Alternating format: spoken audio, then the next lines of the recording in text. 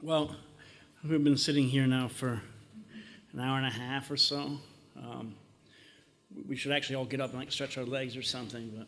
But okay, so you've heard a lot from all of us today. I think that almost every issue that could have been covered has been, at least in some way, touched upon. And obviously the kind of very broad discussion that we've been having is about dilemmas, in terms of journalism and covering war.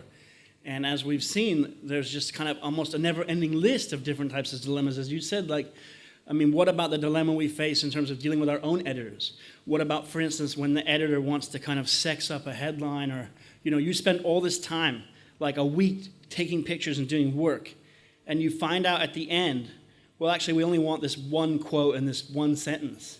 I remember one time pitching a story about Yazidis, because we cover the same issues, and we were there, and I was covering victims of the ISIS genocide and people that had been raped and things. And I think one of the newspapers or magazines got back to me and said, yeah, could you find us a Yazidi woman who was raped and then had joined the YPG resistance units and become a sniper? We've heard that there's people like that. And I was like, first of all, I don't think I can find that person, but even if I did find that person, I don't think that's the point. Why does it have to be some really strange, story like that? Like if it was talking about the Holocaust, does every Jew that survived Auschwitz then have to become like a sniper with the American army? Something about it doesn't make sense. Anyway, basically back to some of the things we're going to see in my presentation. This is northern Iraq. It's hard to see some of the places we might be familiar with, but that's Mosul. The border of Syria is in the upper left-hand corner. So the area that a lot of the ISIS crimes took place with in Iraq, and where the conflict kind of stretched, is around this kind of crescent, so that the front lines stretched up past Sinjar and then around Mosul. And this was a very brutal war that was fought from, in Iraq at least, from 2014 when Mosul fell to ISIS up until 2017 when it was finally liberated. It actually took 9 months to liberate Mosul. Berlin, I think, fell in a few weeks or something. It took 9 months for the Iraqi army and Peshmerga to get into Mosul and fight street by street like in Stalingrad to retake the city. I'm not going to go through this. We'll touch on a few different things today. One of the issues that I wanted to talk about a bit is the difficulty as a journalist covering crimes against humanity. And you just saw those videos. We as journalists, I think, have the privilege and the unique ability sometimes to be almost the first on a scene when something happens. So for instance, in Sinjar, where there were mass graves because ISIS had executed thousands of Yazidi victims, besides the fact that ISIS sold thousands into slavery, ISIS also systematically murdered thousands of people and dumped them into mass graves. Journalists were some of the first people to be on the scene to record it, because obviously the first people on the scene are the fighters. The fighter is not a journalist, right? He might have a camera, she might have a camera, and they might even have some sort of media team with them. The Iraqi army, for instance, had media teams with them, kind of their own people. But the Peshmerga that liberated it, most of them didn't. So as a journalist, you might show up, you might be the first person to see a mass grave. You'll see some pictures here. The people that found these graves, they were picking up the bones, picking up the bullets that they found. They're disturbing evidence of a crime scene. It's not our job to judge them, but we as a journalist have the unique ability to take those pictures and document some of those things. We might think, yeah, but don't you think there will be an international team that's going to come back here in a week, just like after the Holocaust, and document this, just like at Buchenwald or something? Well, actually, no. In Sinjar, there were something like 40 mass graves. I think only one of them now has had an official, real, professional investigation with forensics teams from the West to go through it piece by piece with DNA and things like that. So some of those graves have been destroyed by rainfall, by animals digging up the bodies. Actually, all the evidence that would have been used to prosecute ISIS terrorists, as he talked about, one of the people that he interviewed, some of that evidence is just gone by the wayside. And not for lack of resources, by the way. There's 81 countries that are members, or 81 partners in the US-led coalition. I think about 70 or so countries. 70 countries. That's more than all the countries that fought in the Second World War. Yet despite all those resources, very little resources were put into dealing with these crimes against humanity, which makes the burden, of some sense, on the shoulder of the journalist even more, and it's important, I think, to recognize that. This is a picture from our front line in 2015 in northern Iraq. As a journalist, maybe you go to cover war, and especially in the modern period, you think, well, okay, it's going to be a modern war, it's all high-tech. You get there, the front line looks like something out of the First World War. And, it's amazing the degree to which I remember thinking, it's been 100 years since 1914, but some of what we're seeing doesn't look that different. So this is an example of one of the mass graves that was found in northern Iraq next to Sinjar. So the guys on the right are, one of the guys is Yazidi, and some of them are Kurdish guys. But you can see here, they've taped this off with red tape. That won't last for more than a few days, probably, like that. And there's just bones and human remains and all of this. And there's no one there to record it. So you as a journalist, okay, you take pictures, take video. And it's interesting, we talked a little bit about the issue of technology and budgets involved here. So I went to northern Iraq to write for a few different publications, mostly in some sense almost as a freelancer. So maybe there's a whole issue of budget. You may not have much budget to cover this. And you've got a time element as well, because you may not be able to stay for more than a few days. You've got fixers or translators you have to work with. So your ability to see the whole situation. Let's say, for instance, if you had $20 billion, then your ability would be like this. You could do whatever you want for as long as you want. But each constraint narrows what you can see. So all of a sudden, okay, now I don't have $20 billion. Now I have $1,000, and now I've got to pay these fixers, and now I can only have 3 days here. So all of a sudden, the lens that you have it's been taken down to a really finite amount of space, a finite amount of time. What you're lucky about, though, even though everything has been reduced, is that actually technology allows you to broaden that a bit. Because technology, for instance, having just, one iPhone, this is doing what? This does more than a whole team of journalists sometimes used to do, right? Because you can write on it, you can take pictures, you can do video, you can tweet. So you can actually produce more information, if you want to, in like a few hours than people might have produced for like 3 or 4 days in the Battle of D-Day or something, right? Because you can record so much, you can do so much very easily and quickly. But then the other side of the coin of that, obviously, is you can do so much, but then, of course, you have to be a little bit careful about what you're doing. What are you showing? Of course, you can live tweet where you are. Like, I think there was a journalist who was embedded with the Iraqi security forces going into Mosul. It seemed to be he was almost live tweeting every day where he was. Well, that puts you in danger, probably, right? It may put the team around you in danger. And it has all sorts of repercussions. You want to be first. You want to have the first pictures, the first video. You want to get these clicks because, of course, it's not just the editor that wants your story to be a clickbait story. It's you as well. I mean, let's say you're there with 5 or 6 other journalists and you're all taking kind of the same pictures. I mean, of course you'd prefer that what you did was more interesting or more unique somehow. So there's a whole series of these challenges that if you had one of these graphs, I guess you could show like, okay, well, here's the budgetary constraints, but here's the technology aspect. Somehow it meets in the middle.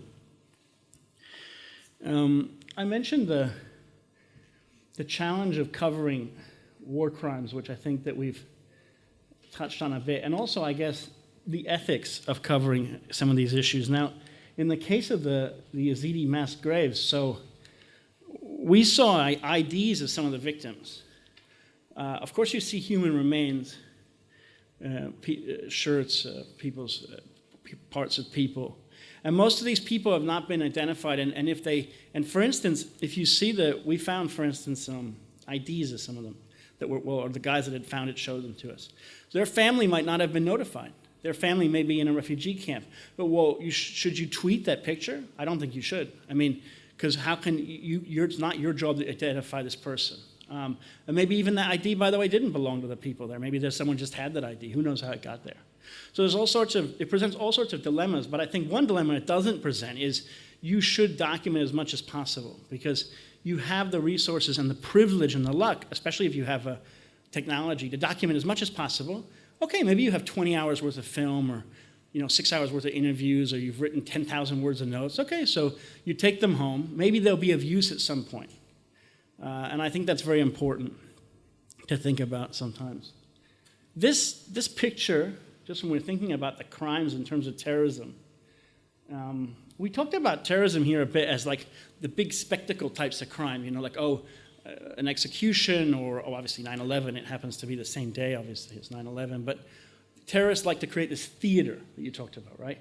That's one aspect of terrorism, but another aspect of terrorism is just the brutal, grinding mass murder of it, because this is a wall in the police compound in Kirkuk. Kirkuk's a city south of Erbil, north of Baghdad. It used to be a quite dangerous city in terms of terrorists, because there was a whole series of terrorist organizations that took root there. These are I think it was about 200 policemen had been murdered in terrorist attacks from around 2005 to 2015 when I got there. And all of those people's pictures were on that wall. That's just one police station for that one city. It's a huge number of people. And those are just the policemen, not the civilians, not everyone else. This is an ISIS tunnel. I don't know why I put this in there, but I thought one of the dilemmas, just obvious immediate dilemma as a journalist, is you get to a place like this, and they said, well, do you want to go down in the tunnel? Well, I said, well, have you guys been down the tunnel? Well, yeah, we went down a little bit, not really. Well, you don't know what's in the tunnel? so they said, well, I guess we think it's safe, or we don't think there's IEDs down there or something, I don't know. So I put on my, whatever they call that, GoPro thing and a flashlight. We kind of went down there. It was really disgusting. So it smelled terrible. So I came back out of it. But, you face, of course, all sorts of strange dilemmas at all times. In this house, for instance, there's a problem because if it was a Western military, you'd expect that they might have cleared it from ordnance and IEDs. But these are, Kurdish Peshmerga guys, and they don't have the technology to do that. So they're telling you all the time, listen, you can walk on this part of the road because we've walked there and no one died yet. But don't go over there. And you're like, okay. I can't imagine anything worse as a journalist. I always feared that having your leg blown off by an IED seemed like the worst thing that could happen. Being shot by ISIS snipers or something, I thought, okay, but it's fine, it's quick. I don't want to end up with like that, coming back with like that, or calling my wife and be like, yeah, I'm sorry, I'm in a Kurdish hospital. Something very bad has happened. So, and those are the kind of dilemmas I think you face at all times, like in a war zone. Some of them you just get used to. You don't even think about it. You just get used to following people because you know that guy didn't die, so I'll just follow him. And you don't even think about it. It's just second nature. Of course, I would never walk off the path. Another thing that is I discovered covering some of these conflicts is that there's all sorts of peoples and minorities in the region that we've never heard about. I don't think that's because we're particularly ignorant or Westerners or whoever. Even people there are not familiar with some of their own religious minorities very well. So there's a group of people in northern Iraq called the Kakai, which is a minority group whose religion I would never even pretend to completely understand. But it's like one of the other groups, like Yazidis or something, that has a complicated religion, or Druzim here.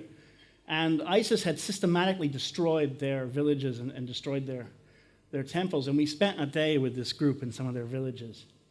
And you want to communicate that to an audience, but you also realize that there's a kind of fatigue in the West between it's another group, I don't understand it. How do you write that? And also you try to interview the people about their own religion.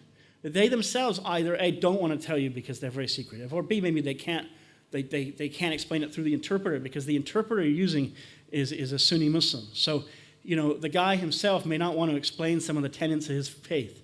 So it's very complicated. You want to do justice to these people, but you also realize some of the struggles that you're facing. This is a photo from Mount Sinjar in 2015 when they'd first liberated the area below it. There were about 20,000 people living there you can see, makeshift tents and stuff. As far as I know, most of them are still there, and there's been very little done for this area. So you really, another thing you want to try to convey to the world is what's really happening, the extent of this. As you said, it's not just about that one person and what happened to that one person like Nadia Murad. Her message was always No, you need to talk about the 3,000 missing people. You need to talk about the 20,000 people. There was one health clinic for all of these people. One health clinic on that mountain that we found for 20,000 people. And they have kids every day. And by the way, they can't go to hospital because the areas where the hospitals were, like Mosul, was controlled at that time by ISIS. Where were they going to give birth? Where can they get basic things? Things that we take for granted, right? That's a picture or a statue of Jesus, I think Jesus, or maybe Mother Mary, one of them, that was beheaded by ISIS. You know, ISIS systematically, and I think it's important to document and record some of that. Maybe is it not one of those? It was one of them. So systematically destroyed religious things, and I think it's important to document that because, again, you have this unique chance as a journalist to be there at that unique time. So I took pictures as much as I could of the churches and all these things that were destroyed.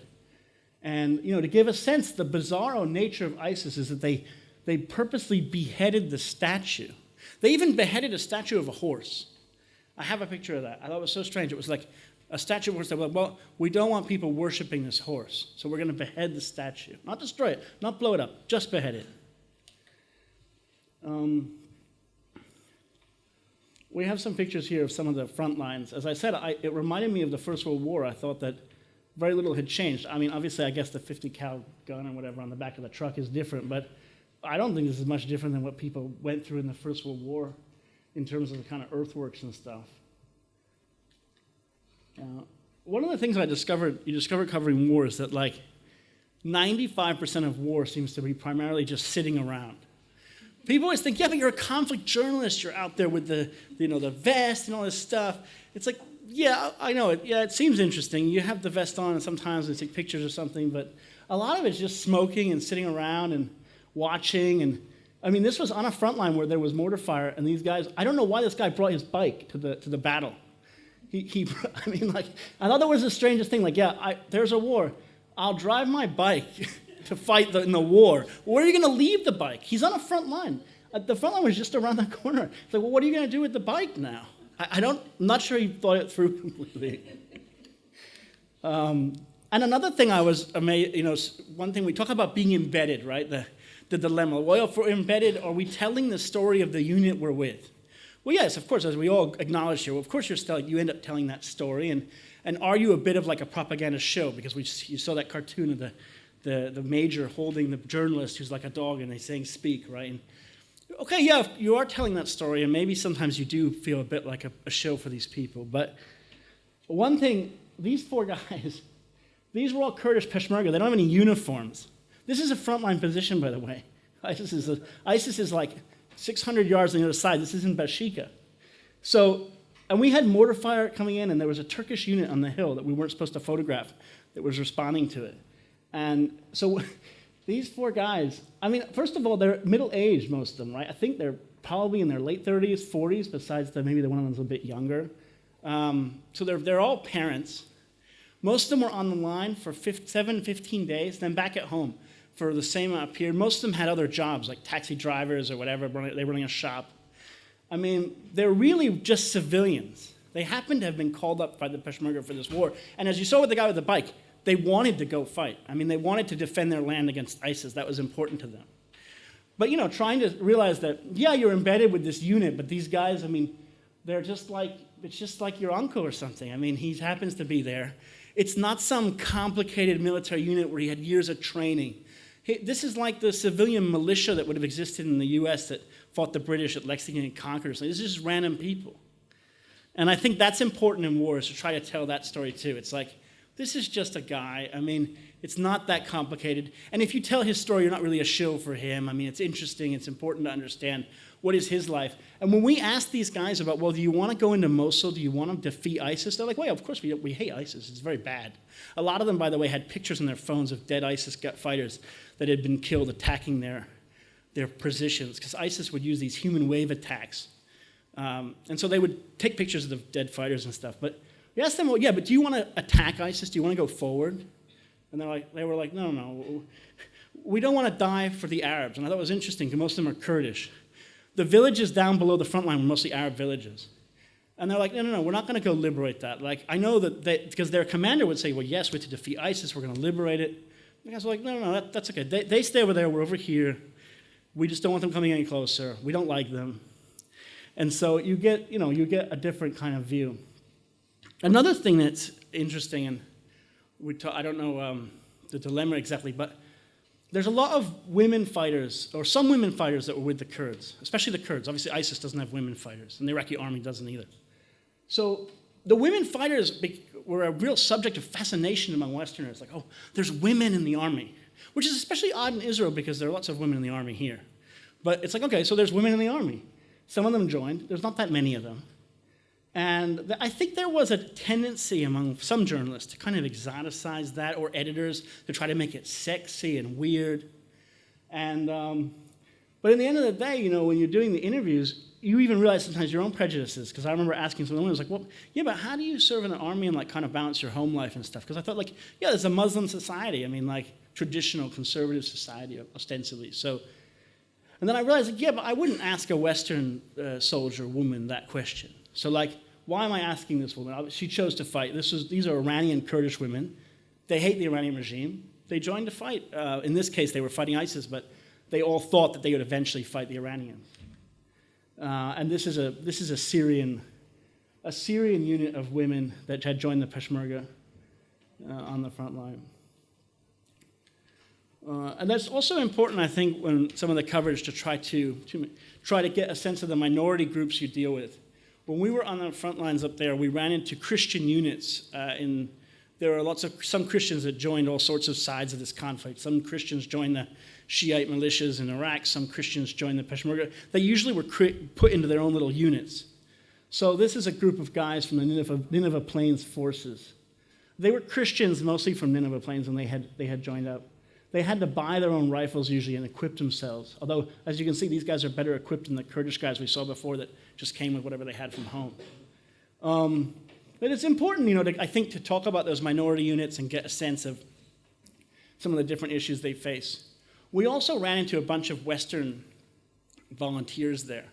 The Westerners are great for journalists because they usually speak your own language and you can talk about things back home and there's a proximity to them. But then it's also, you realize that dilemma is, are you kind of exoticizing this one little group? There's 200,000 people at war, and this one guy gets 50 interviews. So there's a bit of a dilemma. Also, in terms of covering some of the training, you see Western militaries doing the training, so you immediately can get shoehorned into covering how great, for instance, your own government is. Like in America, of course, it's a huge force, but if you're a Danish journalist, the only thing that Denmark might be doing, for instance, is training, so your constraint must be that they want you to cover that. Just to give a few more images of the conflict itself, I remember walking in this field. This is another example where I was just walking. I didn't want to be killed by IDs. It was this massive line of people, and I was like, I've seen a picture like this before. It reminds me of 100 years ago of people walking to fight, Some of the explosions in a village near Mosul.